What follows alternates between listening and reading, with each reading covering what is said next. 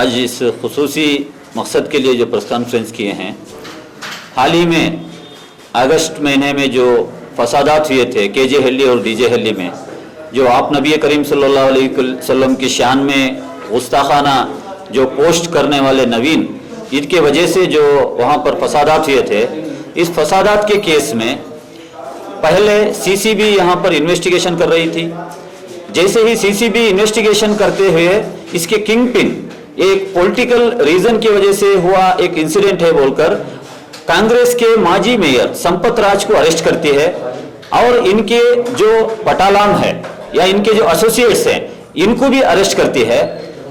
फौरी बाद national investigation agency के नाम से सेंट्रल से एक एजेंसी एनआईए के नाम पर यहाँ एजेंसी लाया जाता है और उस एजेंसी यहाँ पर आने से पहले ही इस फसादात में एसडीपीआई के रोल को इन्वेस्टिगेशन कर ले हम आ रहे हैं बोल के प्रेस रिलीज के जरिए से बोलते हैं।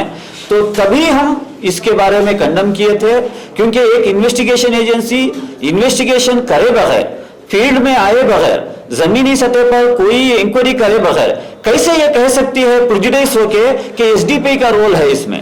तो यहाँ पर ये पॉलिटिकल कॉन्स्पिरेंसी के तहत एनआईए को लाया गया है, ये हमारा मानना है।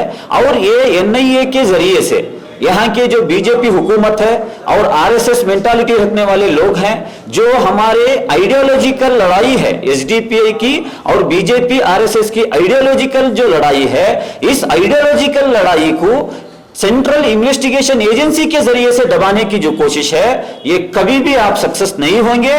क्योंकि एसडीपीआई इंडियन डेमोक्रेसी में खुसूसन जो माइनॉरिटी कम्युनिटी और बैकवर्ड कम्युनिटी को सियासी बेदारी करने का काम करते हुए आ रही है।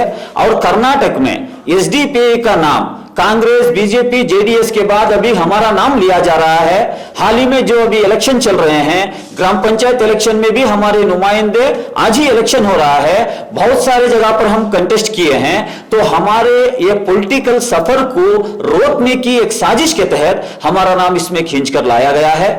इसकी हम मरहमत करते हैं।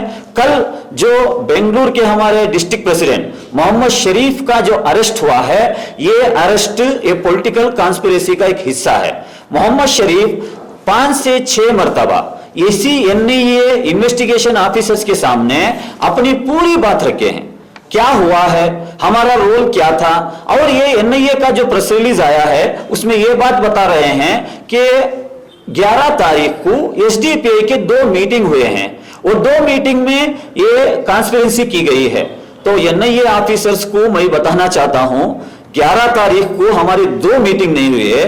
9 तारीख को हमारी बेंगलुरु डिस्ट्रिक्ट की मीटिंग हुई, जिसकी सदारत यही मोहम्मद शरीफ कर रहे थे और इसके मिनट्स आपके पास हैं।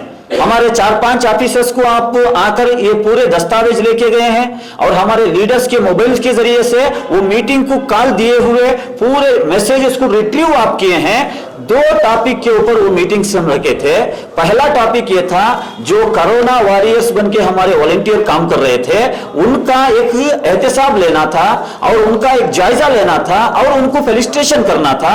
दूसरा मकसद ये था कि अगस्त 15 तारीख को जो यौम जश्न आजादी मनाने का एक हमारा एक मीटिंग थी और ये पूरा पुलिस को मालूम है। ऐसा नहीं कि ये हम किसी को बताए नहीं, ये एनआईए ऑफिसर्स को भी बताए हैं, सीसीबी ऑफिसर्स को भी पता है और खुली किताब है ये। अभी हम ये पूरे उनको पूरा डॉक्यूमेंट, पूरा इंफॉर्मेशन देने के बावजूद भी ये जो हमारे कैडर्स और लीडर्स को अरेस्ट किए हैं, ये अरेस्ट एक पॉलिटिकल कॉन्स्पिरेसी का हिस्सा है। हम इसको जरूर यहाँ के कानून के जो न्यायालय है, यहाँ का जुडिशियल सिस्टम है, यहाँ पर हम क्वेश्चन करेंगे, क्योंकि यहाँ के मुल्क के जुडिशियल सिस्टम के ऊपर हमें भरोसा है। हम हिम्मत नहीं हारेंगे। हमारे लिए ये जो एनआईए का टूल यूज कर रहे हैं बीजेपी और आरएसएस वालों ने, ये नई चीज नहीं है। इससे पहले भी हमें इसे टारगेट करते हुए ही आ रहे हैं, लेकिन हमारे सफर में हम कभी भी पीछे नहीं हटे, हम आगे बढ़ते ही जा रहे हैं। आइंदा आने वाले दिनों में ये जो कॉन्स्पिरेसी हमारे ऊपर कर हमें बैक स्टेप रखने के लिए, हमारा रास्ता मोड़ने के लिए इनकी कोशिश है, ये नाकाम रहेगी। और एसडीपीआई का ये जो टारगेट किया है, इसको 3 रीजन में हम वो टारगेट कर रहे हैं। कल जो एनआईए का प्रेस रिलीज जो आया था, जिसके अंदर हमारे बेंगलुरु डिस्ट्रिक्ट प्रेसिडेंट मोहम्मद शरीफ को अरेस्ट किया गया है और उसी के साथ साथ 17 लोग अरेस्ट हुए हैं कर जो प्रेस रिलीज़ हुआ है, इसके ताल्लुक से हम आज प्रेस कॉन्फ्रेंस के ज़रिए से वाज़े करना चाहते हैं कि जब NIA इस DJHD KJHD के मामले को लेकर जब इन्वेस्टिगेशन करने के लिए बेंगलोर आई थी, उसी के वक्त पर जो है ये माइंड सेट कर आई थी कि SDPA को किस तरीके से फ्रेम किया जाए, क्योंकि जब पहला उनका प्रेस रिलीज 3 महीने पहले जब दिए थे उसमें साफ जाहिर था कि SDPI का इन्वॉल्वमेंट इस हादसे के अंदर है। तो ये माइंडसेट के साथ जब आएंगे तो उसी तरीके की एक जांच होगी। तो हमारे जो लीडरान या कार्यकर्ता जितने भी बार बुलाया गया था, चाहे वो CCB हो चाहे वो NIA हो, बहुत सारी मरतबा जाकर जो है सच्चाई को बयान किए हैं। यहाँ तक कि हमारे प्रेसिडेंट जनाब मोहम्मद शरीफ साहब तकरीबन 7-8 मरतबा जो है NIA के नोटिस पर जाकर जो है वहाँ पर सच्चाई बयान की थी, उस पूरे मामले को सामने दर्ज किया था। हमारा जो उसके अंदर रोल था या जो हमारे लोग वहाँ पर मौजूद थे उनका क्या वहाँ पर रोल था वो भी जो है साफ तौर पर बताया गया था। लेकिन बावजूद भी ये सच्चाई के ये लोग ये 2 जो मीटिंग्स जहाँ पर DJHD या KJHD या नागवारा पर चले हैं उसको उसी को जो है एक कॉन्स्पिरेसी बताते हुए कि इस मीटिंग के अंदर जो है एक साजिश रची गई है, इसके ज़रिए से ये फसाद हुए हैं। हालांकि मैं ये मीटिंग के ताल्लुक से बताना चाहता हूँ कि इससे पहले जो है 9 तारीख से लेकर तकरीबन 12 तारीख तक मुसलसल ये मीटिंग्स चले हैं, जिसके अंदर खुसूसी जो है 2 एजेंडेस पर बात किया गया है। कोरोना का जब मामला चल रहा था, जिसमें बहुत सारे कोरोना वॉरियर्स बहुत अच्छे काम किए थे, उनको फेलिसिटेट करने का एक अहम जांच तरीके से कौन कौन जो है इस काम किए हैं उनको फेलिसिटेट करना, और इंडिपेंडेंस डे का प्रोग्राम था उसे किस तरीके से अच्छी तरीके से मनाने की, ये 2 एजेंडे को लेकर ये मीटिंग्स हुए थे। लेकिन इसी को जो है ये कॉन्स्पिरेसी बताकर कोशिश कर रहे हैं।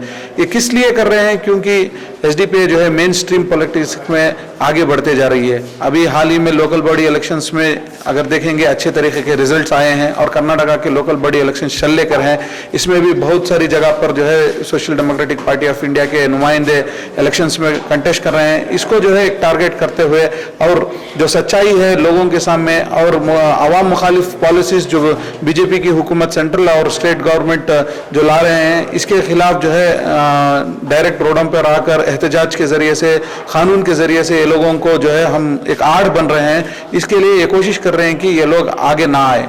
सबसे पहले हम उस जांच एजेंसीज को ये बताना चाहते हैं कि जो मासूम लोग हैं, जो बेगुनाह लोग अरेस्ट हुए हैं, इनको जो है आप सही तरीके से एक फेयर एंड फ्री जांच कीजिए और जांच कर कर इनको रिहा करें। एक दूसरा जो है हम कानूनी एतबार से हम ये कोशिश करेंगे कि जुडिशल सिस्टम को या कोर्ट के सिस्टम को जाकर जो है ये सच्चाई को बताने के लिए जो हमारे पास मौजूदा जो प्रूफ्स हैं वो रख कर जो है वो ये करेंगे, और एहतजाज का भी एक शक्ल जो कानूनी एतबार से स्टेट वाइड एक एहतजाज भी हम जारी करेंगे।